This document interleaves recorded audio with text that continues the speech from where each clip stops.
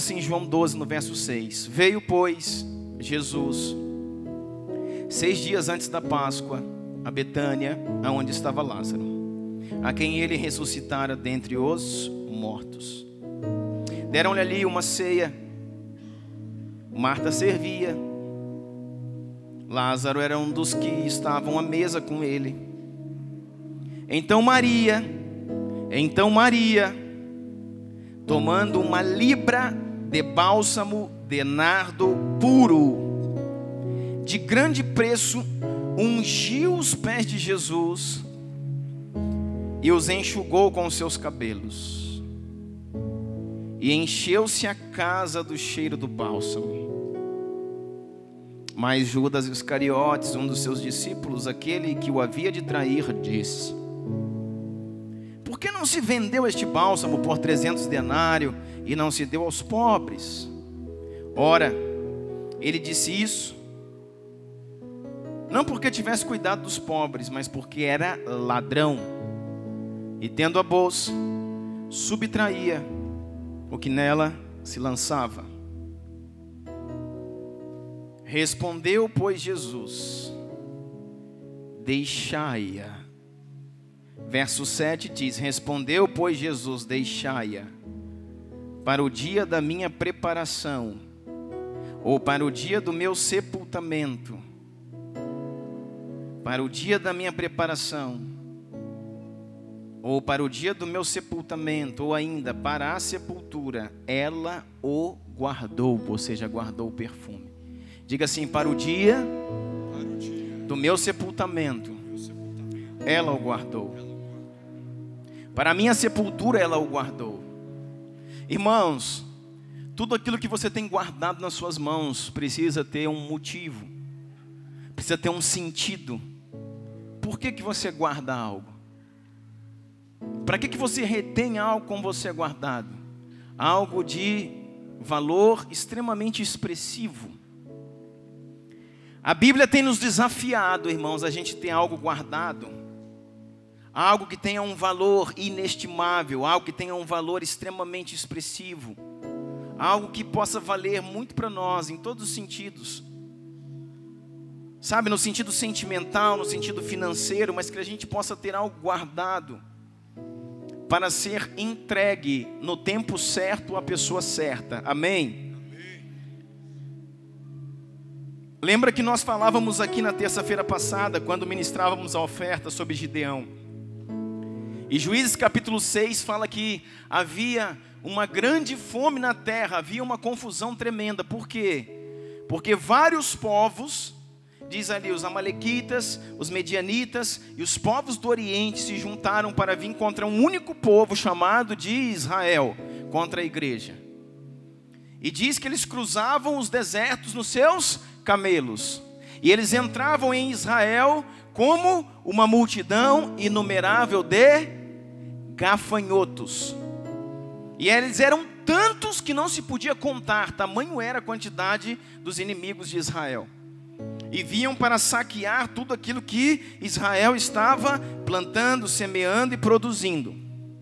E por isso não havia mais cevada nos campos, não havia mais trigo nos campos, não havia mais, a Bíblia diz em Juízes 6, que não havia mais bois, nem ovelhas, nem cabras, nem cabritos, não tinha nada, porque os inimigos vinham e levavam tudo.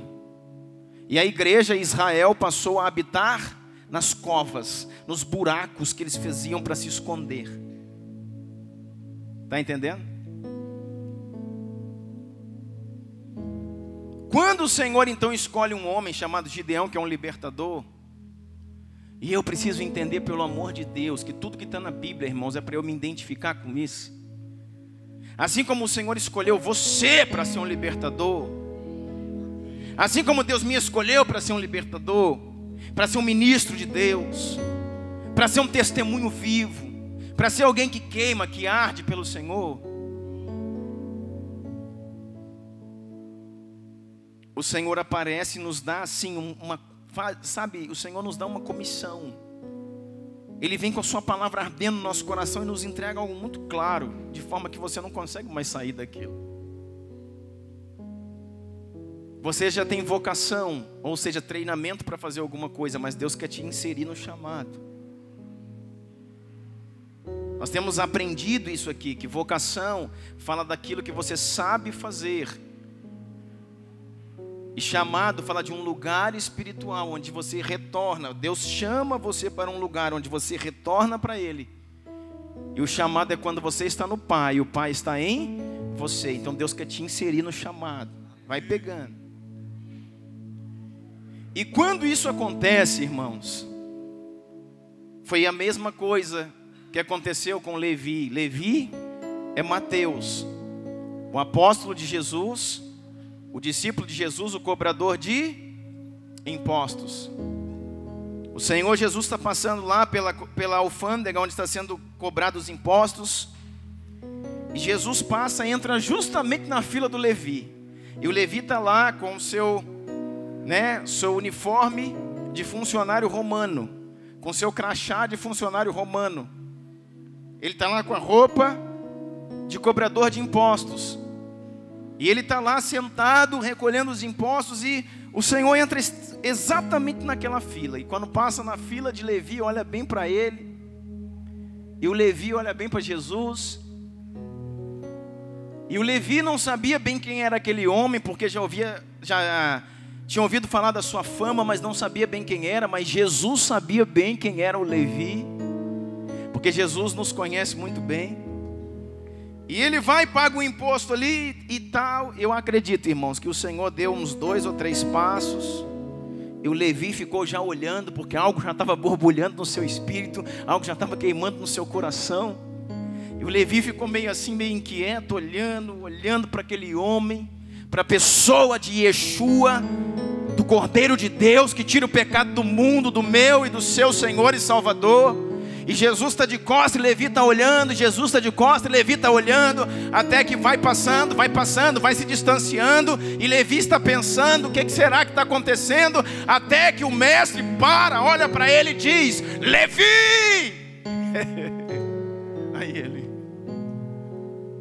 Levi, segue-me. Foi só isso que ele precisou falar, irmão. Foi só isso que ele precisou falar. Ele não teve que convencer Levi de nada. Ele não pregou, ele não orou, ele não ungiu, ele não passou óleo, ele não fez nada. Jesus olhou para ele e disse, quando ele olhou, tenho certeza que o Levi já estava ali. Ele disse: Levi, segue-me. E aquela voz, irmãos, a voz do chamado é a voz que apaga todas as outras vozes. É quando tudo aquilo que um dia você já ouviu na sua vida deixou de fazer sentido. Aquilo que o amigo falava, aquilo que o fulano falava, que a televisão falava, que o ciclano falava, que as más influências falavam, aquilo que a sua alma gritava dentro de você, que o espírito de confusão falava, aquilo que o diabo falava, todas as vozes são apagadas. E só uma voz passa a ter sentido, a voz do Senhor. Foi essa voz que Levi ouviu. Quando ele falou Levi, aquilo não gritou aos seus ouvidos, gritou ao seu espírito. E o seu coração disparou e ele já começou a olhar. E ele falou Levi, de novo falou segue-me. O que Levi começou a fazer? Começou a tirar o seu jaleco, arrancou o seu crachá, jogou no chão, ficou desesperado. E os amigos falaram: cara, você é doido, você ficou louco. Aonde você está indo? Eu vou segui-lo. Mas quem que é esse homem? Não sei, eu penso que é Jesus, o Cristo, o Filho do Deus vivo. Ele é o Senhor. Mas como assim?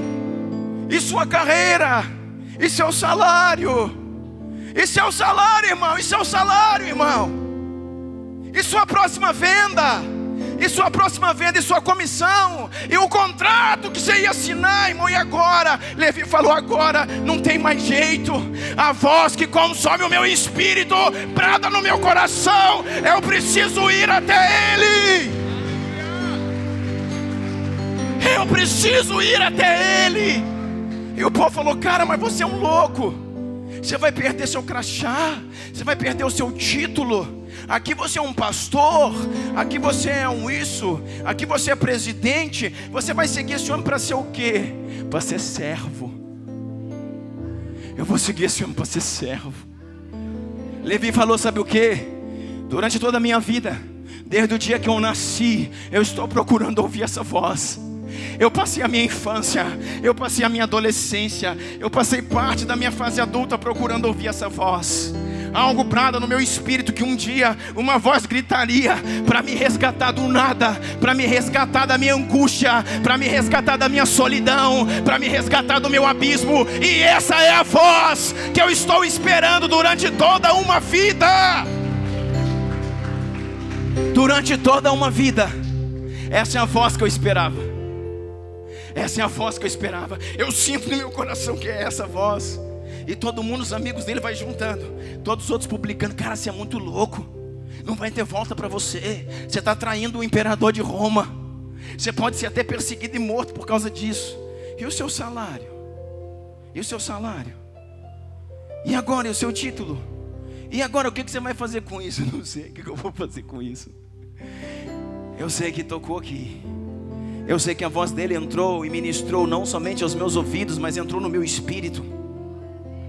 E eu vou morrer se eu ficar aqui. Aí eu vou ter título, vou ter salário, vou ter nome, vou ter condição, e vou ser um morto vivo. E vou ser um homem sem fogo, sem gana, sem expressão, sem vida. Eu não posso, porque Deus me chamou para ser um adorador. Alguém que queima, alguém que arde, alguém que flui. E ele foi deixando tudo e falando para o povo, para os amigos dele: cara, foi muito bom estar com vocês. Foi muito bom trabalhar com vocês. Eu amo vocês. Cara, mas valeu. Eu preciso seguir a voz. Eu preciso estar nele para que ele esteja em mim. Você está entendendo isso, irmão? Você está entendendo isso? Sabe o que está acontecendo, irmãos? Está tendo uma interação no Espírito. Isso é um lugar que nós precisamos estar. Eu estou falando aqui de um lugar. E bagunça aqui, né? Eu estou falando de um lugar, irmãos, que existia agora uma ceia, existia um jantar. Eu vou voltar a falar disso aqui, mas outros dias à frente. Marta está servindo como sempre serviu. Lázaro, o amigo de Jesus, está sentado à mesa, mas entra uma doida da Maria lá, você sabe disso, alucinada. Entra Maria, e Maria entra e pega o nardo puro. Já expliquei para você o que é o nardo. A preciosidade desse perfume era 300 denários, era 1 ano de trabalho. Isso aí você já está cansado de saber. Ela quebra aquele recipiente, exala o perfume, joga aos pés do Senhor, começa a lavar, começa a passar os seus cabelos. Você sabe que tem um questionador lá que é o Judas, você também conhece. Mas o momento é quando começam a falar: essa mulher é doida, essa mulher é doida. Assim como Levi, o Mateus era doido, essa mulher também é doida. Eu vou te falar, irmão, se alguém nessa vida não fala que você é doido, você está com um problema sério.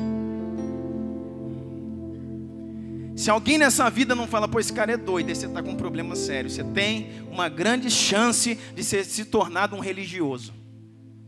Sabe por quê, irmãos? Porque os homens de Deus que estão queimando pelo Senhor, eles são extremamente doidos. Ah, pastor, o senhor não pode falar isso. Posso, porque a Bíblia diz que Deus chamou as coisas loucas do mundo. Deus chamou as coisas loucas do mundo para envergonhar as sábias. Ele chamou os doidos mesmo, irmão. Sabe, se alguém nunca falou: cara, você é tão arrumadinho, tão certinho, tão isso, tão aquilo. Nunca ninguém falou que você é doido. Você é um grande candidato a ser religioso, irmão. Aí está lá a Maria, e pai, a Maria está ali, e pega o perfume e tudo aquilo, e estão os acusadores dizendo: como é que faz isso? Como é que consegue fazer isso? Gastar um dinheiro desse, à toa. Aí entra onde eu quero. O Senhor fala assim: ei, para. O Senhor fala: para tudo. Deixa, não faça isso. Ela está usando tudo isso para o dia do meu sepultamento. Irmãos, aqui que entra história, entra cultura, entra aquilo que a gente precisa. Deixa eu falar uma coisa para você, que é só para isso que eu entrei nesse texto. Todos os homens, irmãos, os reis, quando eles morriam, eles eram ungidos. Não era qualquer pessoa, não era um costume hebreu somente. Os reis, eles eram ungidos com perfume caros. Todo o seu corpo ele era banhado em perfumes, em especiarias que vinham das Índias, como nardo puro. A Bíblia vai falar lá que depois que José de Arimateia e Nicodemos, especificamente Nicodemos, pegou 34 quilos de aloés para fazer perfumar o corpo de Cristo. Mas Maria está fazendo isso aqui, irmãos, porque ela já entendeu tudo. Diz assim: eu preciso. Fala com força, irmão, eu preciso entender tudo. Até onde nós estamos entendendo como igreja, querido? Ela já tinha entendido tudo. O que Marta não entendeu, o que Lázaro não entendeu, o que os 12 discípulos não entenderam, os que os pastores de Jesus não entenderam, o que o bispo não entendeu, os apóstolos não entenderam ainda, Maria já entendeu. Você consegue entender isso? O que os apóstolos 12 do Cordeiro não entenderam, o que o grande amigo íntimo Lázaro não entendeu, o que Marta não entendeu, o que a religião, o farisaísmo não tinham entendido, Maria já entendeu tudo. Maria falou: ele é o Cordeiro de Deus que tira o pecado do mundo. Eu simplesmente tenho Deus encarnado, o Verbo que se fez carne, sentado dentro da minha casa. Eu simplesmente tenho o Verbo encarnado dentro da minha casa. Eu simplesmente entendo que esse era o prometido. Era o Cristo, o ungido de Deus que tinha que vir ao mundo. Eu entendo que esse é o Filho de Deus. Eu entendo que são 6 dias para Páscoa, e Ele morre agora na Páscoa. Segundo a profecia, Ele morre daqui a 6 dias. Eu já entendi. E já entendi também que todo rei, quando morre, precisa ser ungido. E eu vou fazer isso agora, porque depois eu também sei que ele vai ser sepultado. Eu não vou ter acesso ao corpo. Enquanto eu tenho acesso, eu vou fazer a minha parte. Enquanto eu posso, eu preciso fazer a minha parte. Sabe por quê? Sabe por quê, irmãos? Porque nunca mais Maria teria acesso ao corpo. Porque nunca mais Marta teria acesso ao corpo. Porque nunca mais Mateus teria acesso ao corpo. Nunca mais Filipe, Natanael, Bartolomeu, os 12 não teriam mais acesso ao corpo. Eles estavam tendo acesso ao corpo naquela hora. Era o seu tempo, era o seu momento, mas eles não entenderam. Maria entendeu tudo. Maria falou: já peguei tudo. O Senhor me deu, o Senhor me revelou, o Senhor me mostrou. Ele é o Senhor. Ele é o Cordeiro de Deus. Ele é Yeshua. Ele é o prometido do nosso povo. E olha que privilégio. Eu tenho o Verbo que se fez carne, sentado dentro da minha casa, sentado na minha sala. Que loucura, irmão. E ela falou: vou pegar mesmo. É toda a minha, é tudo que eu tenho, é tudo que eu tenho guardado durante a minha vida.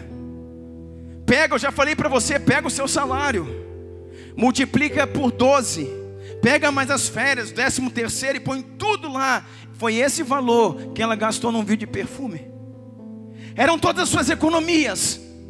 Porque ela falou: eu sei quem Ele é, e eu sei que todo rei precisa ser ungido. O seu corpo precisa ser ungido, e eu vou fazer isso.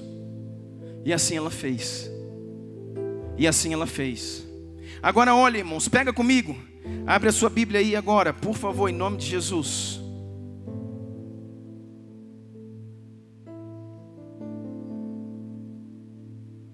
Lucas capítulo 24. Diz assim.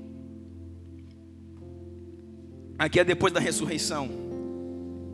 Jesus foi crucificado, e ao 3º dia existia uma promessa. Lucas capítulo 24, verso 1 diz: no primeiro dia da semana, de manhã bem cedo, as mulheres levaram ao sepulcro as especiarias aromáticas. Diga comigo, perfumes. Amém? Perfumes, diga comigo, nardo. No primeiro dia da semana, bem cedo, as mulheres levaram ao sepulcro as especiarias aromáticas que haviam preparado. Encontraram removida a pedra do sepulcro. Mas quando entraram, não encontraram o corpo do Senhor. Diga comigo, não encontraram. Não encontraram. Ficaram perplexas, sem saber o que fazer. De repente, 2 homens com roupas brilhavam como luz do sol, colocaram-se ao lado delas. Amedrontadas, as mulheres baixaram o rosto para o chão. E os homens lhes disseram, e os homens lhes perguntaram: por que procuram entre os mortos aquele que vive? Por que procura entre os mortos aquele que vive? Meu Deus, Ele não está aqui, porque Ele ressuscitou. Lembrem-se do que Ele lhes disse quando ainda estava com vocês na Galileia. Irmãos, as mulheres que andavam com Jesus foram lá para fazer o quê? Levaram o tal do nardo, o tal do aloés, levaram o que precisavam fazer. Mas quando elas entenderam, já era. Pegou aí? Quando elas entenderam, já era. Maria entendeu tudo. Quando elas entenderam, já era, irmão. Aí vem os discípulos depois, e vem depois Pedro também. Você vai ver aí lendo o texto, que Pedro vai lá, e o fulano, o ciclano, o beltrano, todo mundo preparou um perfuminho. Todo mundo preparou um perfuminho para dar para ele. Mas já era. Porque o Cordeiro de Deus que tira o pecado do mundo, o verbo que se fez carne, Ele adentrou no ventre da terra.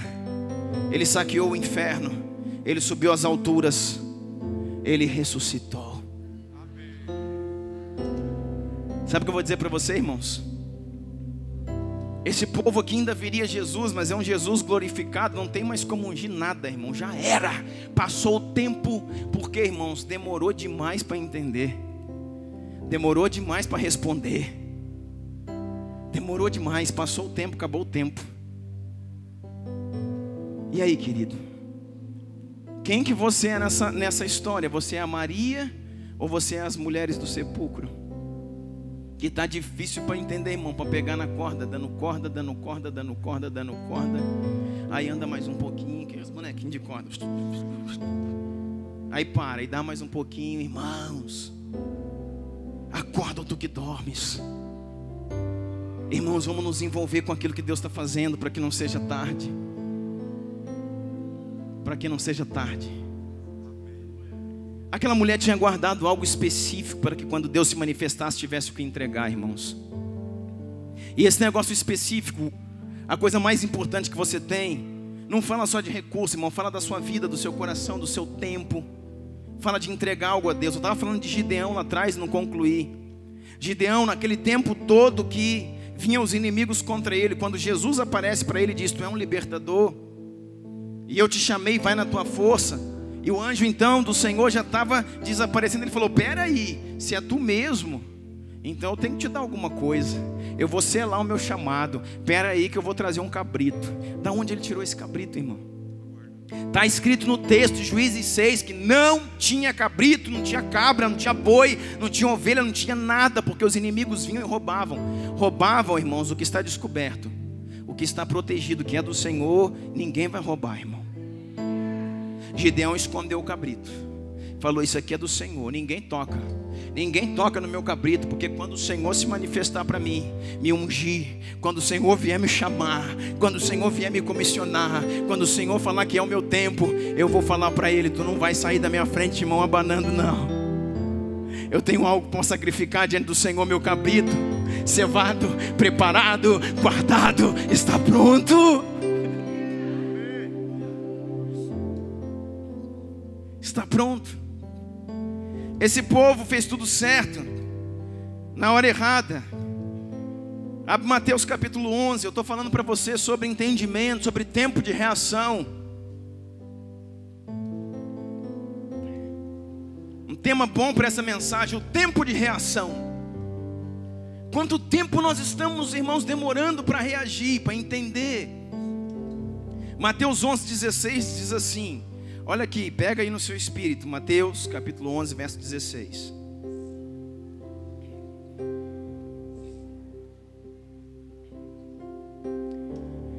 Irmãos, aqui é Jesus falando, tá?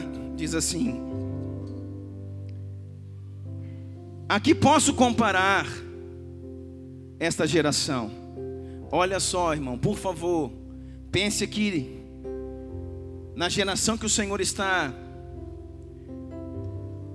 se referindo. A que posso se comparar a esta geração? São como crianças que ficam sentadas nas praças e gritam umas com as outras. Meu Jesus, irmão, para, irmão. Eu tenho dito para você, para de falar de A, de B ou de C. O fulano de tal tem um discurso assim assado, tem uma pregação dura. Para, irmão. Não existe mais nada, não tem nada mais duro do que a palavra do Senhor, querido. Não tem nada mais incisivo, mais cortante, mais desafiador, mais impactante, mais explosivo do que a palavra do Senhor. Jesus não é nenhum profeta doido da antiga aliança, não é nenhum dos apóstolos, Gabriel, é o Filho do homem. A expressão do amor diz assim: a quem eu vou comparar esta geração? E diz assim: esta geração são como crianças que ficam sentadas nas praças e gritam umas com as outras. Veja, nós tocamos flauta, mas elas não dançaram. Nós então cantamos um lamento, mas elas não se entristeceram. Meu Deus, você entendeu? Sabe o que esse texto fala, irmão? De algo desconexo. De algo desconexo. Com que parece essa geração? Nós entramos para celebrar, vamos celebrar, Mateus, tá. Mas ninguém responde nada. Eles estão como se estivessem tristes. Vai, Mateus, de novo. Rompe, canta, adora, louve. Mas diz aqui, nós cantamos um brado de júbilo, mas eles não celebraram, parecia que eles estavam tristes. Aí mudou o tempo, nós entramos aqui, poxa, um clima hoje está assim, né, de quebrantamento. Mateus, vamos entrar no quebrantamento, toda igreja, vamos orar por arrependimento. Trouxemos o quebrantamento, mas aí eles se alegraram, eles começaram a rir. É isso que está escrito aqui, irmão. Peraí, para quem que é? Não pensa no fulano, não pensa, essa palavra é para mim. Sou eu, a Bíblia está falando de mim, sou eu, esse texto é meu. Eu estou desconexo com o que está acontecendo com o mover. Aí nós então levamos tudo para o lamento, para o pranto. E aí o povo começou a rir, irmão. Não entrou em arrependimento, em choro. Quando era para chorar, eles sorriram. Quando era para sorrir, eles choraram. E o Senhor falou: o povo não está entendendo nada. Não é a geração de Maria que usou o nardo nos pés de Jesus. É a geração das mulheres que foram ao túmulo depois da ressurreição. Já era.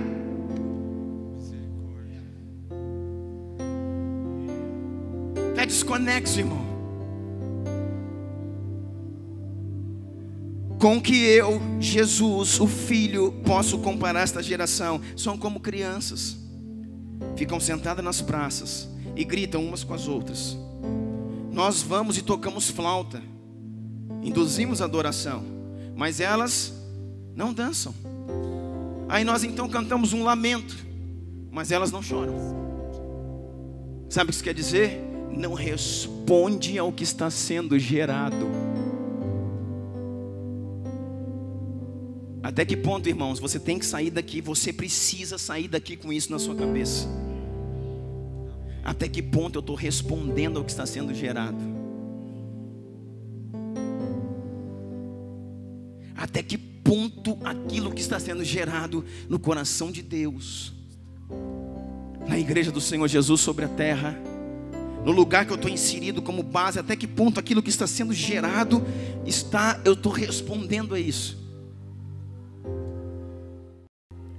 É muito claro esse texto, querido. Aí vai dizendo assim: pois veio João, que jejua e não bebe vinho. Está falando de João Batista. João Batista era um nazireu. Então, jejuava mais que tudo e não tomava vinho. Veio João Batista, que jejua e não toma vinho. E o povo disse: ele tem demônios. Ele é endemoniado, é certeza. Um homem com cabelo desse tamanho, que grita desse tanto, fede igual camelo. Porque João Batista, irmão, era assim. Não estou falando dele, era assim. O cabelo de João Batista era grande. Não era grande para baixo, era grande para cima. Era assim, ó. A história fala isso dele. Ele andava, irmão, no deserto, suado. A roupa dele, irmão, era couro de camelo. Pensa, o cheiro do suor do homem com o cheiro do camelo, do pelo do camelo.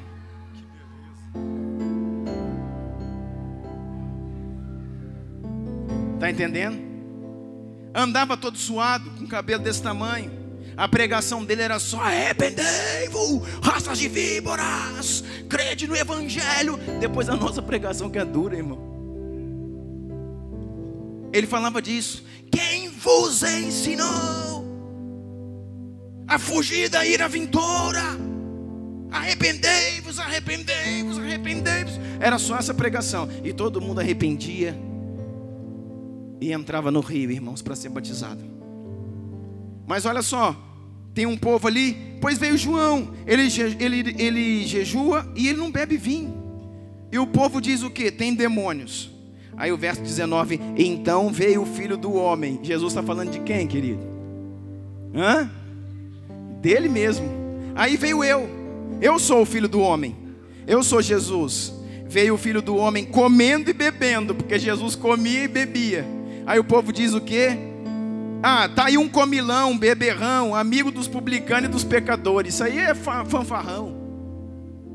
Só sabe comer e beber. E o próprio Jesus, não é o pastor Douglas, não é o pastor Bruno, não é o pastor Marcos. Jesus falou assim: o que o povo quer? Como é que faz? Que dura coisa é essa, dirigir um povo? Que a gente toca flauta, vamos adorar. Eles não adoram. A gente então para com as flautas, vamos prantear, vamos chorar. Eles não choram.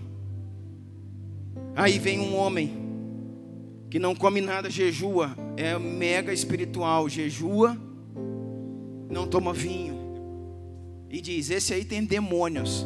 Feder desse jeito, com cabelo desse, gritar desse tanto, é coisa de demônio. E ele era simplesmente, o Senhor falou dele, dos nascidos de mulher, ninguém é maior do que João. Aí veio Jesus falou: eu não vou jejuar assim direto, igual fazia o João Batista, não. Aí ele chega lá e começa a comer com os pecadores, se assenta com os pecadores. Se assenta, a Bíblia diz que ele se assentava, irmãos, com os cobradores de impostos. Não foi assim com Zaqueu? Ele era um pecador. Por quê? Porque Jesus ia lá para trazer luz. Jesus falava com prostitutas, irmãos. Aí ele dizia: tem demônio também. Então quem não tem demônio, irmão?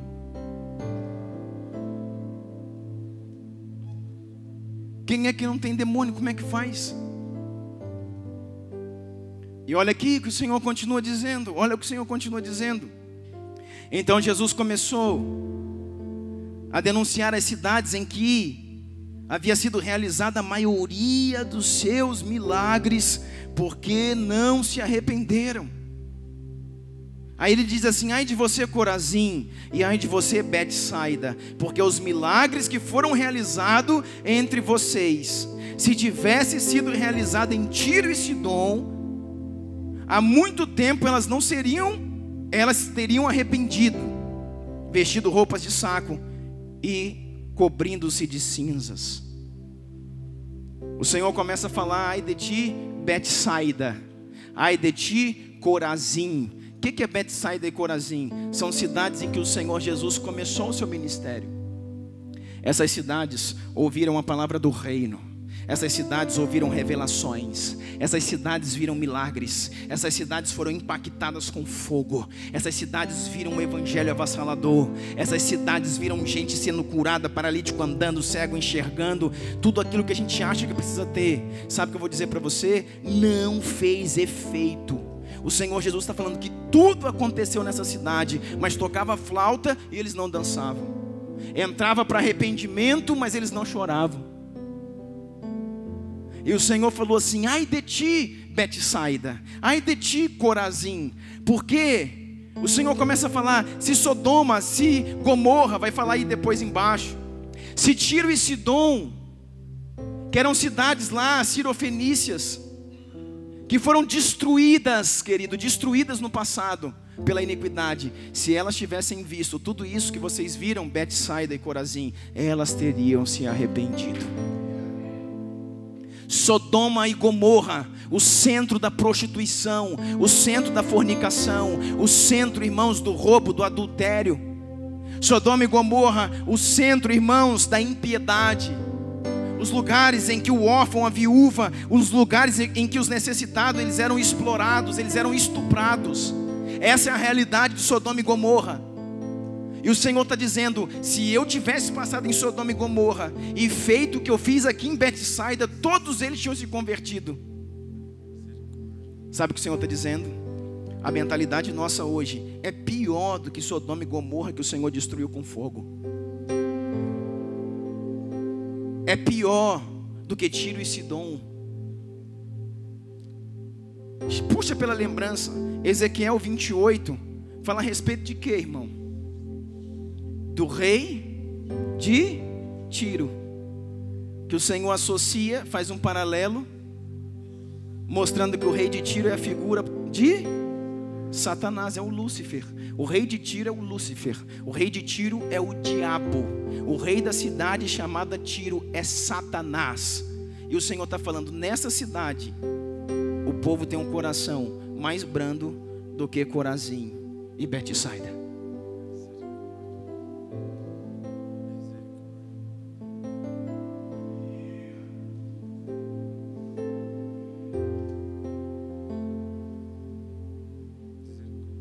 O Senhor diz, essa é a nossa geração. Sabe por quê, irmãos? Porque diante de uma palavra como essa, liberada para você nessa noite, muitos depois, queridos, a gente vai terminar, vai falar, você pode vir aqui. Eu não precisava falar para vir aqui. Se você tivesse um pouquinho de juízo, irmão, no final de uma palavra dessa, você corria e pranchava de peito aqui no chão e dizia, Deus, me mata, me ajuda, me faz eu ser diferente, pelo amor de Deus. Mais um ano não, Jesus. Eu já ouvi tudo isso na minha vida outros anos atrás, Senhor. E permaneço aqui como sempre permaneci. Pelo amor de Deus, Senhor, me ajuda. Me ajuda, Deus. Me ajuda, pelo amor de Deus. Mas sabe o que acontece? A gente termina e a gente fala, irmão, você pode vir aqui. Se isso for, sabe? E a maioria, irmão, olha para lá, olha para cá, como diga assim, não é comigo. Eu quero dizer para você, irmãos, não é fácil, querido. Não é fácil ser um pregador, querido, do evangelho do reino. Não um pregador, irmãos, da prosperidade, da bênção, do disse que me disse, do eis que te digo, e papapá, para atrair multidão. Nós não estamos aqui para atrair gente, nós estamos aqui, irmãos, para manifestar o reino. Dura coisa é ouvir um discurso como esse aí, como você está sentado. Dura coisa é para quem libera uma palavra como essa. Mas isso só pode ser movido por arrependimento. Isso só pode nos mover de arrependimento. Fala, Deus, me arrependa, Deus. Quebra esse coração maldito que eu tenho, Deus. Essa mente julgadora, essa mente cauterizada, essa mente que fica, sabe, dizendo, ai, eu não preciso ouvir isso. Não, irmão, você precisa morrer. É isso que você precisa. É isso que eu preciso. Eu preciso ser consumido pela glória, pelo poder dele. Sabe, irmão? É isso que eu preciso. É isso que a gente precisa, irmãos. O Senhor continua dizendo assim: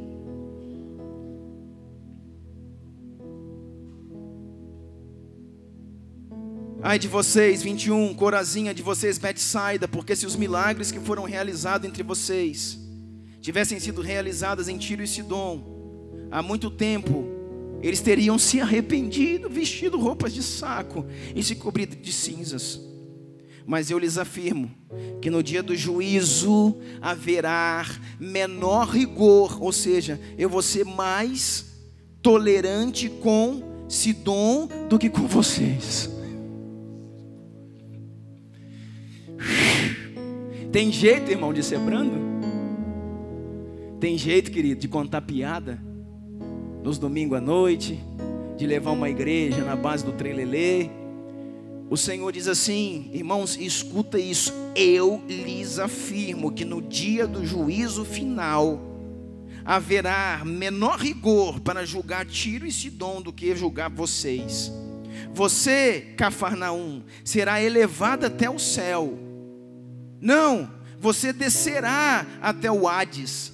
Se os milagres em que vocês foram realizados tivessem sido realizados em Sodoma, ela teria permanecido até hoje. Mas eu lhes afirmo que no dia do juízo haverá menor rigor para Sodoma do que para você, Cafarnaum. Você vê aquela cidade lá, irmão, de Sodoma e Gomorra, prostituição, bagunça, perversão, abuso de poder, de autoridade política. Você fala, credo, a Bíblia diz que a sua sociedade é pior do que aquela. É mais profana, mais pervertida. Ah, mas é os outros. Não, irmão, sou eu, irmão, é você que Deus está falando. Ah, mas eu não faço nada. Então o problema talvez seja esse, porque você deveria fazer muita coisa, e por não fazer nada nós nos tornamos tão ruim quanto quem está afundado nos pecados.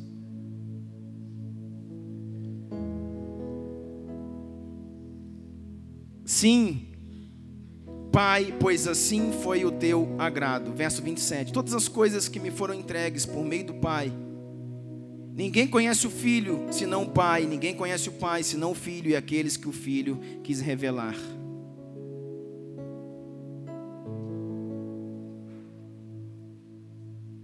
E aí, querido, nós seremos a geração de Maria?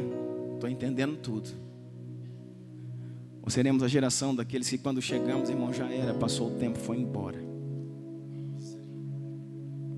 Para terminar, irmãos, e a gente orar, eu quero que você abra sua Bíblia em Mateus.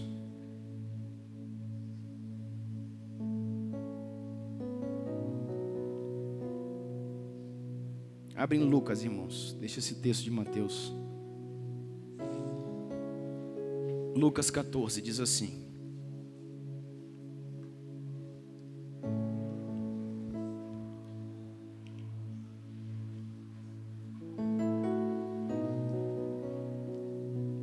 Lucas 14 diz assim, foca aqui, querido. Jesus respondeu. Lucas 14, 16. Certo homem estava preparando um grande banquete e convidou muitas pessoas. Uma grande festa estava sendo realizada. Irmãos, esta festa chama-se as bodas do Cordeiro. Essa festa quem está dando, este homem é o Filho de Deus, é Jesus. E ele está dando a festa de salvação das bodas. Verso 17, na hora que começou, enviou seu servo para dizer aos que haviam sido convidados: venham, pois tudo já está pronto. Verso 18 diz, mas eles começaram, um por um, a apresentar desculpas. O primeiro disse: acabei de comprar uma propriedade, preciso ir vê-la, por favor, desculpe-me. Está entendendo? Irmão, você vai começar a ver as desculpas agora. As desculpas que mais eu e você damos para não reagir ao chamado e o posicionamento do Senhor.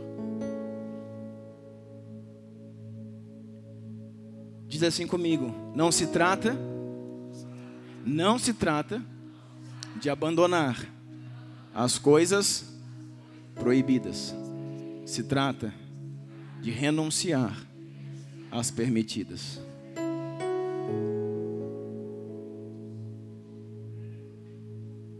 Olha aqui que ele diz: mas eles começaram um por um a dar desculpas. O primeiro disse: acabei de comprar uma propriedade e preciso ir vê-la. Por favor, desculpe-me. O que é comprar uma propriedade? Eu pergunto para você, querida, é pecado comprar uma propriedade? Então não se trata de coisas proibidas.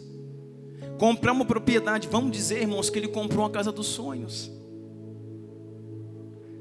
Vamos dizer que ele conseguiu, depois de 30 anos de trabalho, agora que ele aposentou na vida, ele conseguiu comprar uma boa casa, um sobrado. A casa que ele sonhava, aleluia, glória a Deus por isso. Tem uma churrasqueira, uma piscina bonita, é a casa dele. Ele comprou, irmãos, Deus quer que você tenha uma casa, e uma casa boa, não tem problema nisso, querido.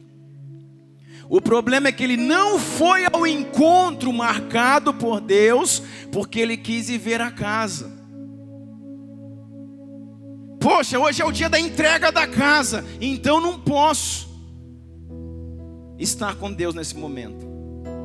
Hoje é o tempo de eu ir lá ver como é que está a construção, os pedreiros. Hoje é o dia de eu fazer um acerto. Hoje é o dia, irmãos, isso é tudo que eu e você, que nós fazemos. Por quê, irmãos? Porque aquilo que era um sonho, irmãos, consumiu o lugar de Deus. E não tem pecado nenhum em ter uma boa casa. Mas em vez dele cumprir o trabalho dele, o propósito dele, o chamado dele, ele falou: não posso, porque agora eu comprei uma bela de uma casa e eu preciso ir lá. Uma propriedade pode ser um sítio, não pode? Um rancho. Cadê o fulano no domingo? Não, agora ele comprou um sítio. Aí agora domingo, irmão, ele pesca no sítio em vez de vir no culto. Não tem isso, né, irmãos? Aqui no Mevan não tem, né? Não tem, claro que não. Mas por aí tem demais. Tem demais. Tem uma conferência, o obreiro aprovado, 3 dias. Quinta, sexta, sábado. Ué, na sexta o fulano não veio, por quê? Agora ele comprou um sítio. E sexta é dia de dar comida para as galinhas. Aí tem um compromisso sério, pastor, no sítio. Irmão, ele teve uma propriedade, ele ganhou uma propriedade e perdeu o seu propósito. Espera aí que você vai ver como é que funciona. Mas o Senhor entende. Nós vamos ver aqui se o Senhor vai entender ou não. Mas é assim, irmãos. Propriedade, eu preciso lá ver como é que está a construção, os pedreiros, o projeto.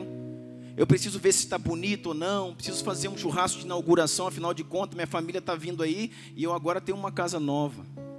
Mas hoje não era o dia da reunião de casais, não, mas só um dia, tem problema não. Isso aí Deus sabe como é.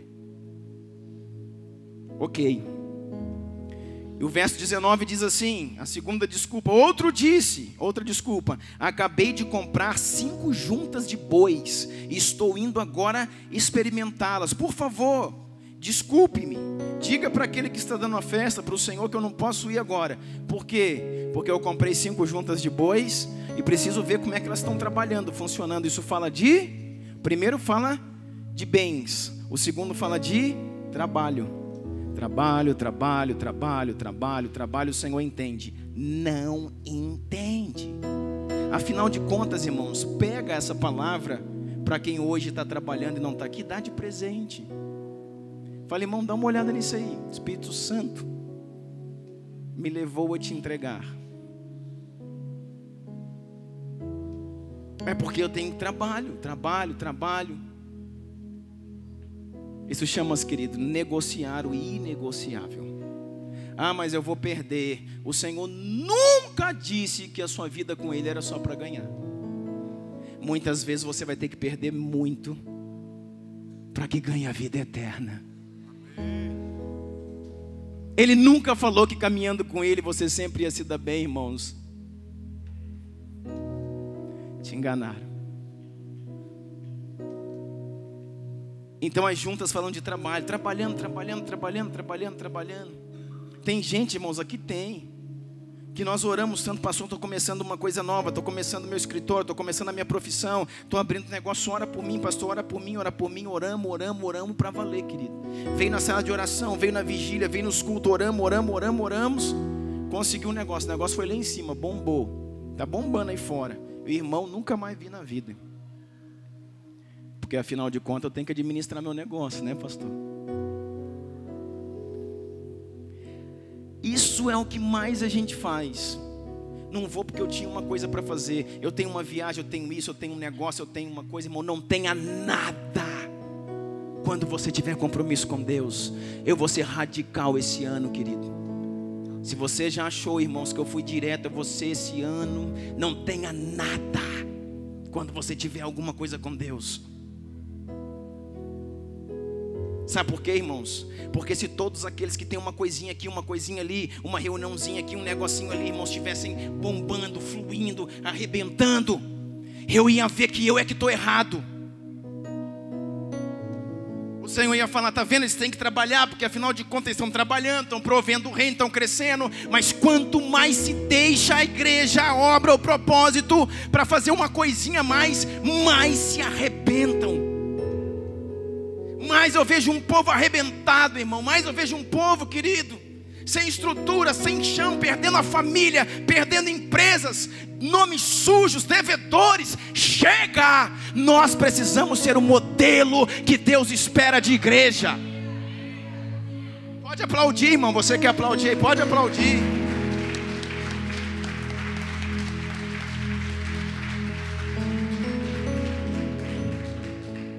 É isso que nós precisamos.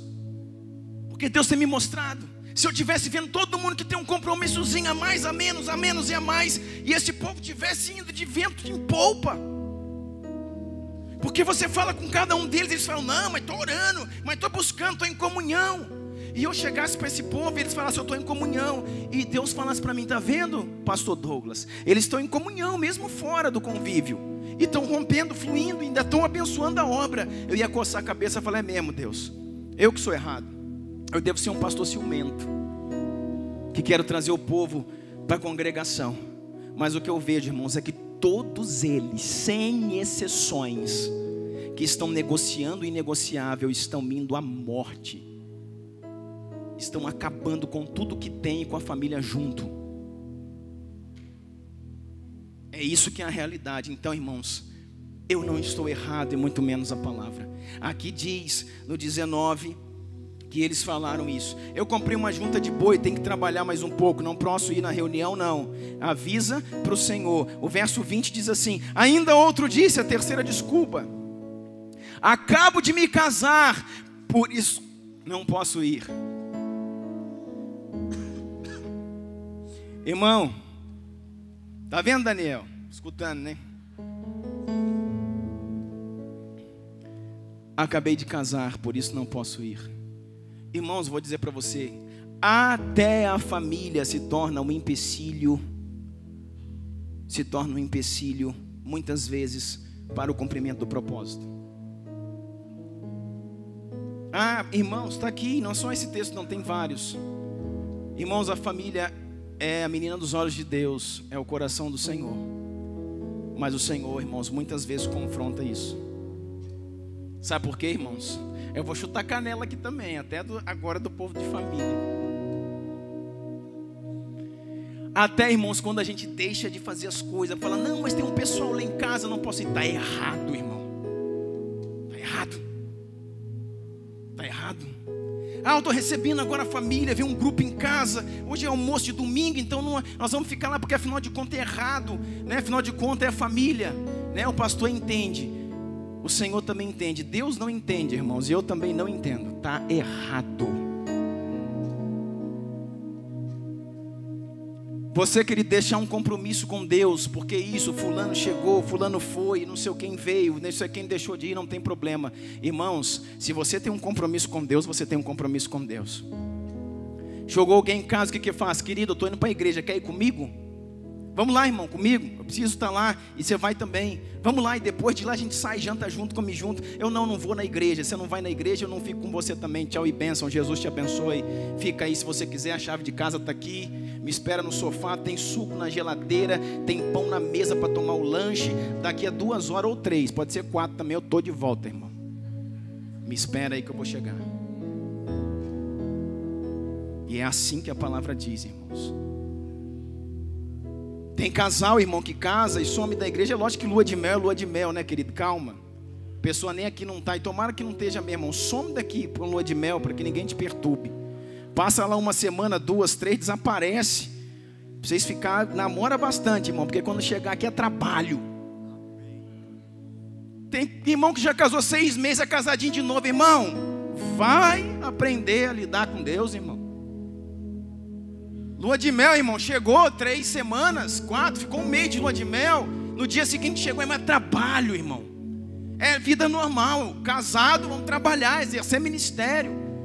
Não, pastor, é porque agora estão lá na casa. Tem 6 meses que casou.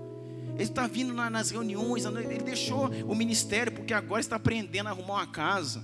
Então não tinha que ter casado, aprender a casa. Você tem que arrumar a casa, aprender a arrumar a casa antes de casar. Aí não vem porque está organizando. Saiu do ministério, abandonou o ministério porque casou. Tem 3 meses atrás, está aprendendo a lavar roupa. Me ajuda, irmão.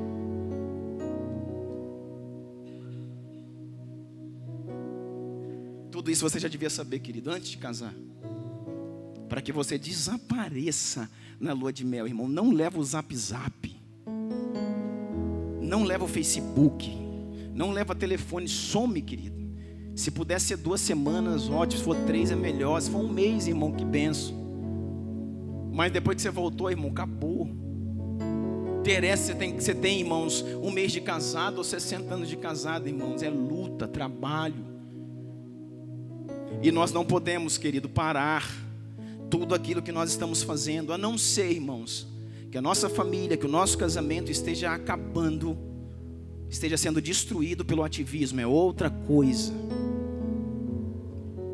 Porque aí a Bíblia também diz que não adianta você ter êxito aqui, se lá está sendo destruído. Mas está tudo certo lá, irmãos.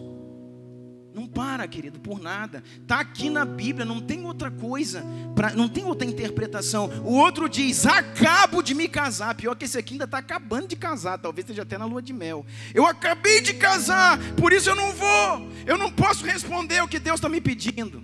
E Deus falou, tá bom. Está falando disso, de casamento, família. Está falando de quantas vezes, querido, nós paramos de fazer algo, isso, aquilo, querido. Perdemos o propósito. Saímos da direção daquilo que nós já temos no Espírito para fazer, irmão, por causa de família. Cuidado, querido. Sabe por quê, irmãos? Porque o Senhor nunca quis Isaac, o Senhor sempre quis o coração de Abraão. E peraí, era um filho, mas ele amou tanto o filho. Tem problema em amar tanto o filho? Tem. Como assim? Ele amou tanto alguma coisa, que alguma coisa ficou mais importante do que Deus na vida dele. Isso não, eu vou te dizer, irmãos, tem na igreja. Tem na igreja. Tem na igreja.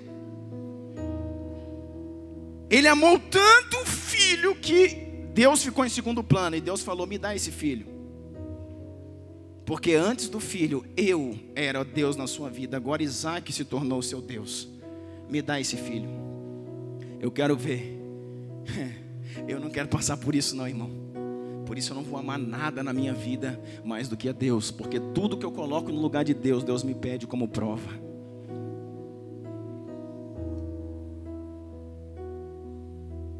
Então, irmãos, família, que é o centro da vontade de Deus, que é aquela coisa... Cuidado, querido. Não perca, não deixe, irmãos, de entrar dentro daquilo que está alinhado. Você, como homem de Deus, dentro de um propósito para você estabelecer, fazer. Não pare, irmãos, por nada. Mesmo com tudo que tiver para fazer com família, você consegue se organizar e não deixar de servir ao Senhor. Verso 21 diz assim: o servo voltou, relatou isso ao seu senhor. Então o dono da casa irou-se. Quem que é o dono da casa? O Senhor irou-se e ordenou ao seu servo: vá rapidamente para as ruas, para os becos, as cidades, traga os pobres, os aleijados, os cegos e os mancos. E disse o servo: o que o Senhor ordenou foi feito, e ainda há lugar. Eu já trouxe os mancos, os cegos, todo mundo. Aí então o Senhor disse ao servo: vá pelos caminhos e valados, e obrigue a entrar para a minha casa, para que a minha casa fique cheia. Obrigue a entrar para que minha casa fique cheia. E o verso 24, e aqui eu termino, diz assim: e eu lhe digo, nenhum daqueles que foram convidados, ou seja, aqueles que eram para estar, aqueles que foram chamados, aqueles que foram comissionados, vocacionados, aqueles que receberam o convite oficial, com ticket para a festa, carimbado pelo Senhor dos Senhores, com carimbo de sangue. O Senhor diz assim: eu lhes digo, nenhum daqueles que foram convidados poderão entrar no meu banquete. Eu estou riscando, anulando o convite que eu havia feito antes, porque na minha festa negaram o meu chamado. Irmãos, nós vamos orar agora. Deixa eu falar uma coisa para você. Nesses 3 pontos aqui não tem nenhum pecado. Não, a Bíblia fez questão de colocar 3 pontos que nós mais estamos envolvidos: família, trabalho, propriedades. Todo mundo luta para ter um trabalho, uma família e propriedades. Todo mundo luta para ter um bom trabalho, uma boa casa e uma boa família. E o Senhor falou: aquilo que você mais luta e aquilo que mais pode fazer de você feliz, um bom trabalho, uma boa casa e uma boa família, também podem te tirar de perto de mim, também podem te tirar do meu propósito. Por isso eu vos digo, nem trabalho, nem casas e nem família pode tirar você do seu propósito que eu estabeleci para que você cumpra. Amém? Lindo.